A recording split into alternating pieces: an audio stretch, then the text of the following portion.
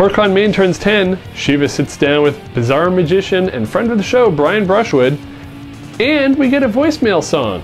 That's all coming up on AnimeCons TV.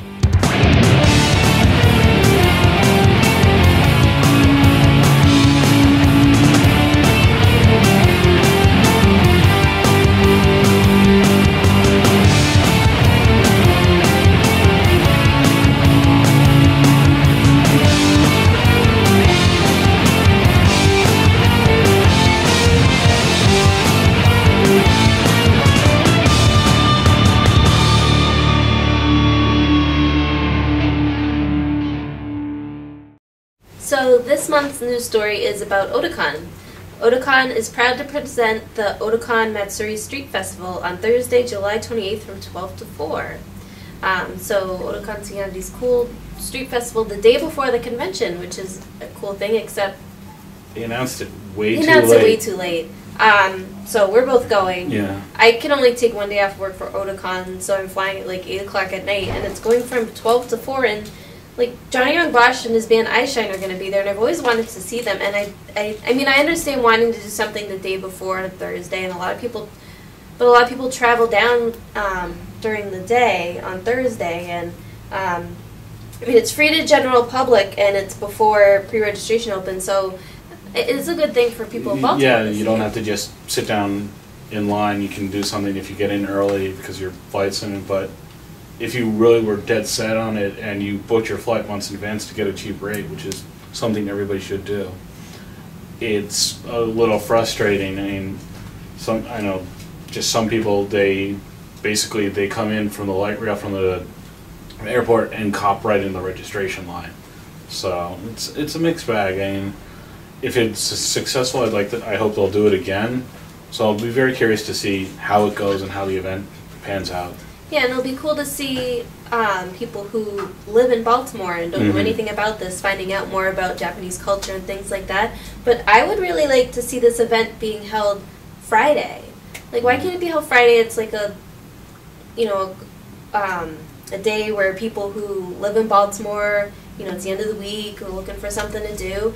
And my main issue with Otakon is the line that forms for the dealer's room Friday morning. And it's because really there's nothing else to do Friday morning except get in line for the dealer's room, and it takes almost an hour for this line to disappear. Yeah. If they were to have this event going on instead on Friday to take away from that big crowd who's trying to get into the dealer's room, I think that would be a really awesome counter-programming.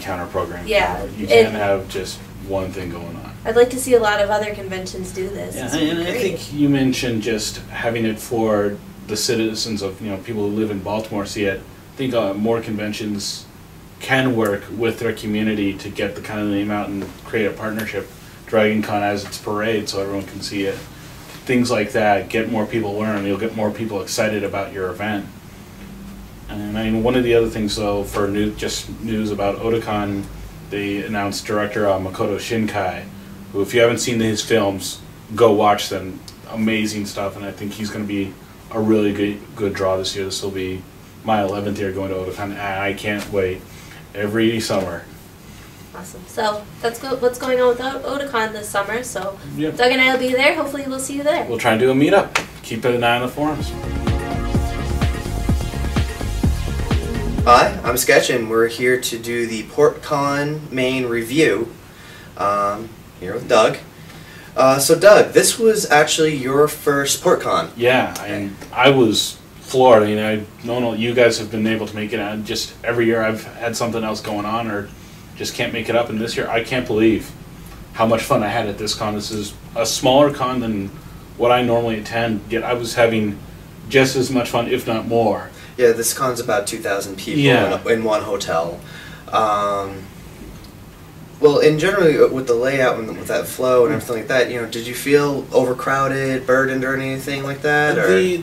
They're working on managing the rooms better. I mean, some of the panels were full. I mean, I did one of my panels and I had a pretty full crowd, but I never felt cramped. Like, I never felt it was like sardines anywhere. If you couldn't get into an event, there was usually something else going on that you could do. The video game room had plenty of people if you wanted to pick up a game, but you weren't waiting in line for the next machine to be free. The other thing, PortCon, being a hotel con, being in a smaller hotel usually, they had the tent, you know, and we had rain for most of this convention. Did that deter anything? It was a little awkward going back and forth, especially dealing with the rain, and unfortunately I wasn't in a costume or anything, but it was a little frustrating. But it works when the weather cooperates, and usually it does. And I mean, I was there for Brian Brushwood's performance, and the rain had finally let up, and it was nice to sit out there. And it was nice because I think it encourages people to get outside. And a lot of conventions, sometimes you spend all 3 days never setting foot outside, and you kind of lose track of stuff, and that fresh air is very helpful. Now, PortCon, this is their first year being a multi-genre con. And so we had more guests astray from the usual anime, though it was very predominant here. Do you think PortCon is a starting example of cons to be? I'm not sure. I mean, it's that weird transition where many conventions are branching out to try and bring more people in, and I'm not sure if it's people losing interest in anime or if it's just realizing there is more than just anime out there, which is, I hope is the case. I mean, we definitely saw that PortCon was an anime con first, and it's making the transition over. I think if they keep on the path they're on, they're going to become a better multi-genre con and get more people in and more people interested. So it's mainly just that the name was PortCon, and now they're multi-genre, and getting people aware of that, more people would be exciting. They had a group that was Star Wars cosplayers and things like that. Really, they worked really hard to make sure everything is emphasized as multi-genre, and it's working. And I mean, this was just flying by the seat of your pants. But they did consciously realize when people are waiting up for certain events that their line was getting to the point. Wait, this won't fit in this room. Yeah. And they look at the line of what's fitting in a larger room, and they would last minute just swap them. Yeah. Which, even though it might seem confusing, they managed to organize it pretty well to get in, get around, and get as many people into what they want to see. So I thought that was very good. Maybe a little frustrating for the people in the different rooms who have to like set up quickly or anything like that. But again, it's fitting the size to the room. And I think it's a lot of the style of PortCon. PortCon is a very relaxed but not lazy convention. Yeah. They don't stress too much, but they still do the work that needs to get done. I mean, we've been to other events where people just seem like they don't care. And it's a much more frustrating event to deal with as an attendee because you want to see things succeed. Whereas this, it's like we're not, we're going to roll with it and have fun with it and still make it a good event, but not go all out crazy. And I think that's what makes this con so successful. I mean, I definitely want to come back next year. Yeah. Well, that's our suggestion is come and check out this con if you haven't. And if you have, obviously you must still be enjoying it and you'll come back again. I'm Shiva, and I'm here with Brian Brushwood. Yep. Comedic magician and host of NSFW and Scam School, two really popular podcasts that are filmed weekly. So, can you tell me your first experience at a fan convention? Man, I mean, when I was a kid, I did a lot of comic book conventions, and I knew of anime conventions, but I never went to one. And I don't know if there's like a divide between comic book fans and anime fans, but that was always like the other thing that the even weirder kids than me did.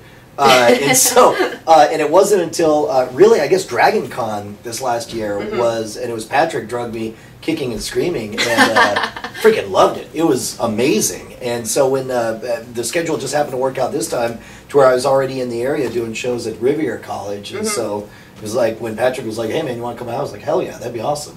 And it's amazing. I mean, it is. You guys keep saying, "Oh, it's just a small little fan, club," but I mean, it's swimming with people. This hotel is maggoty with fans. I mean, 2,000 people all crammed in here. It's awesome. Yeah, it's really cool. I mean, they managed to fit everybody in such a small space. So how is the audience different, say, here than some of your other shows? Oh my God! Number one, most of the college shows I go to, nobody's heard of me. But these guys are. they're hip to new media, they're hip to podcasting, and a lot of them were already familiar with NSFW and with Scam School. So it's like the moment the show started, I mean, it's like the audience is already supercharged. They already know who I am, and I mean, it was just, which makes it a total blast as far as doing the show goes. I mean, yeah, everything is turned up to 11.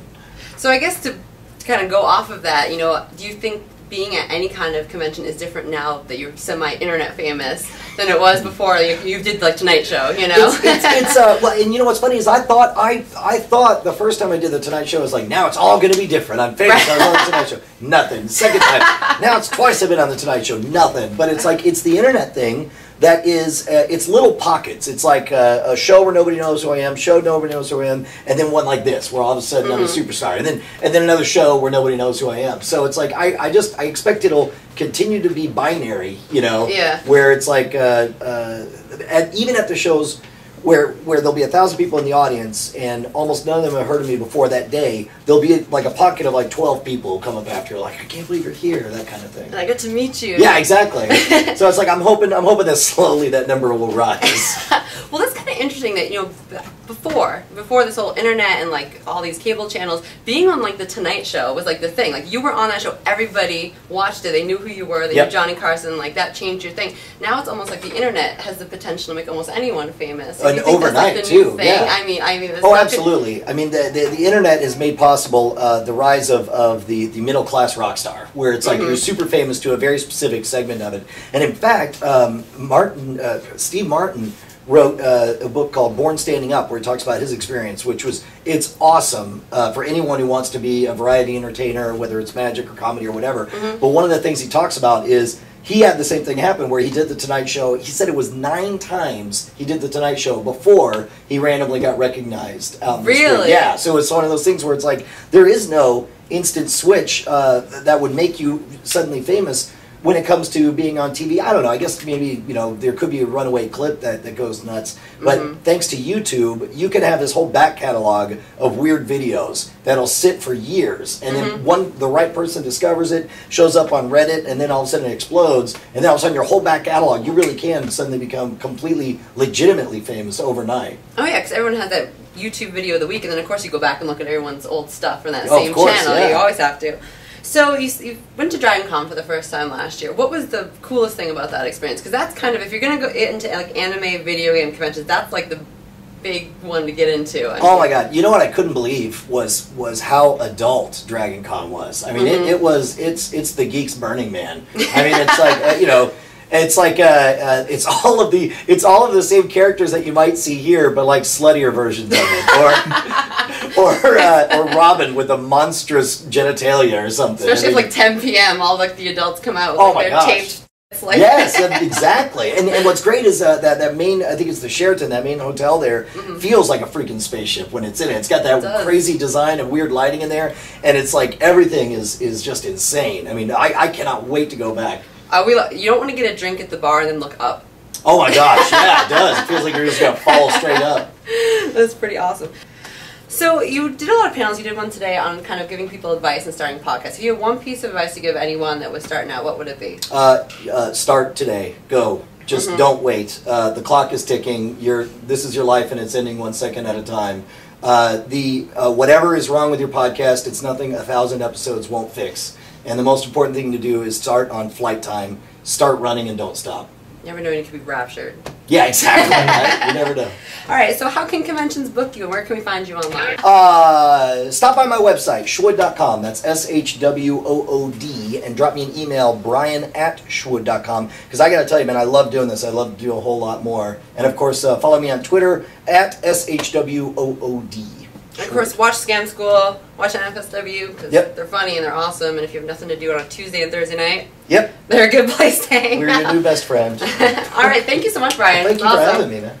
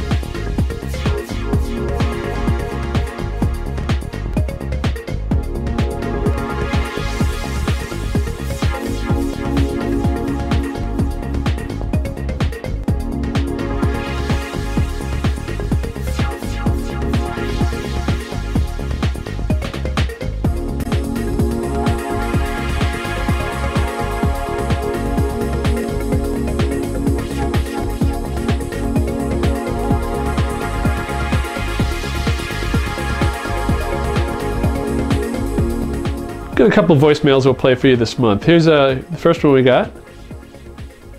It's PortConMaine's anniversary song. We really hope you're happy just to come along. Thank you very much for that voicemail. That's very... We've never had anybody sing to us before, so that's cool. Keep them coming. Our next voicemail. Hey guys, I'm very happy what you're doing in the show on the internet, and I just want to let you know that I'll be there. I'm gonna be there in the Anime Next in Somerset, New Jersey, and I hope to see you there live. I'll be the Robotech guy. Bye. Sorry to say we weren't actually at Anime Next this year. We were there last year, but this year we went to ZenkaiCon instead, so we didn't actually get down to Anime Next. It was also kind of close to PortCon, and I was staffing PortCon, so that's why you didn't see me report on the con or do the interviews there, and that's why I'm stuck doing these segments. But yeah, maybe we'll get down to Anime next year. The guys are headed down to Otakon soon, and we get DragonCon after that. Some of us are going to Anime USA, so then there's BlizzCon, and what else? Yeah, there's a bunch of other conventions coming up for the rest of the year, so maybe you can catch us at one of those. And if not, there's always next year. So yeah, if you want to send us a voicemail, you can reach us at 762-ADEQUATE. That is 762-233-7828. Or you can send us a message on Twitter. It's twitter.com/AnimeConsTV. Or Facebook, it's facebook.com/AnimeConsPodcast. Refers to our old name for the show, because you can't rename it if you've got over 100 subscribers or members of the group. Thanks, Facebook. But yeah, join us on one of those. We'll add Google Plus as soon as they allow people that aren't people, you know, companies and stuff. And you can always subscribe through various options. We've got links on AnimeCons.tv. Just follow the subscribe over on the side, and we've got through iTunes or Mimo or RSS feed. There's all sorts of options, so hopefully one of them works for you. And join us next month. Doug and I are going to be talking about ConnectiCon, and we get some other stuff planned too, especially for cosplayers.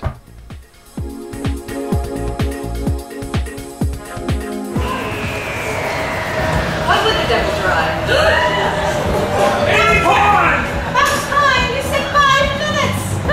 It's only been 5 minutes! It's been 6 years! And a con! It's a fez. I wear a fez now. Fezzes are cool. They're not cool. Neither is